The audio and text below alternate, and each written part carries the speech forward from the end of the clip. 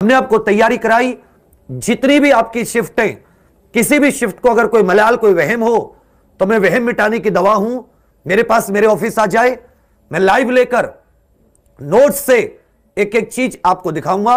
160 में से हर एक शिफ्ट में मैं 130 प्लस क्वेश्चंस की आज भी गारंटी देता हूं। मैं आपको आपके नोट्स में से दिखाऊंगा। आप क्यों नहीं पढ़े, आप क्यों रिवीजन नहीं किया, क्या रहा उसका मैं नहीं, मैंने अपनी तरफ से खूब कोशिश की।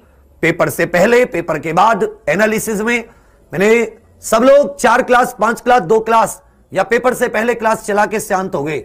एकमात्र ऐसी जगह थी जिसने 2019 से जब से क्लास शुरू की, कभी डेली 10 से 12 घंटे से कम क्लास नहीं चलाई।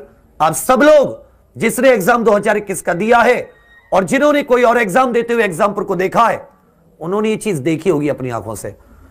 तो अब आज आपको एक अखबार की कटिंग आई होगी, दैनिक जागरण की लखनऊ एडिशन, उसी के बारे में बता रहा हूं। जो साथी नए पद हैं, यूपीएससी वैकेंसी कहोगे, मैं इसके बारे में जल्दी जल्दी आपको 2-3 चीज बता देता हूं। पद होंगे 850, पद काफी कम है, लेकिन फॉर्म की संख्या कम नहीं होगी, थोड़ा ध्यान दीजिएगा। फॉर्म की संख्या कम नहीं होगी। अब मैं इसमें आपको बता रहा हूं, इसकी जो योग्यता होती है, योग्यता में एक हो जाती है शैक्षिक योग्यता, कि आपकी एजुकेशनल क्वालिफिकेशन कैसी होनी चाहिए। तो आप ग्रेजुएट होनी चाहिए। और ग्रेजुएट कब तक? फॉर्म की अंतिम डेट तक, फॉर्म भरने की अंतिम डेट तक, फॉर्म भरने की अंतिम तिथि तक आप क्या होने चाहिए? ग्रेजुएट होने चाहिए। जब भी फॉर्म आती है, उम्र की, अगर हम शैक्षिक योग्यता की बात होगी, अगर हम हाइट की बात करें, किसकी बात करें? हाइट, जिससे हम ऊंचाई करते हैं, तो जो जनरल, ओबीसी और एससी के पुरुष साथी होते हैं, क्या होते हैं? पुरुष साथी, उनकी होती है 168 सेंटीमीटर। और जनरल, ओबीसी, एससी से जो महिलाएं होती हैं, उनकी होती है 152 सेंटीमीटर। एसटी के लिए जो बॉयज हैं, उनकी 160 के करीब है शायद। और जो एसटी की गर्ल्स हो जाती हैं, जो एसटी श्रेणी की गर्ल्स हो जाती हैं, उनके लिए ये 147 सेंटीमीटर है। ठीक है भाई। उसके बाद में अगर हम लोग योग्यता में उम्र की बात देखें, उम्र अर्थात एज की बात देखते हैं, तो एज पे गौर कीजिएगा।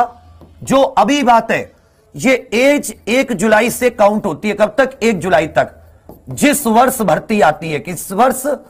जिस वर्ष भर्ती आती है, उस वर्ष की 1 जुलाई तक आपकी एज काउंट होती है। जैसे भर्ती कब आई? 2021 की भर्ती, तो 2021 की आयु 1 जुलाई 2021 तक काउंट हुई। भर्ती अप्रैल में आई थी, लेकिन आयु कब तक काउंट हुई? 1 जुलाई 2021 तक। तो 1/7 का जो महीना होता है उसको याद रखिएगा।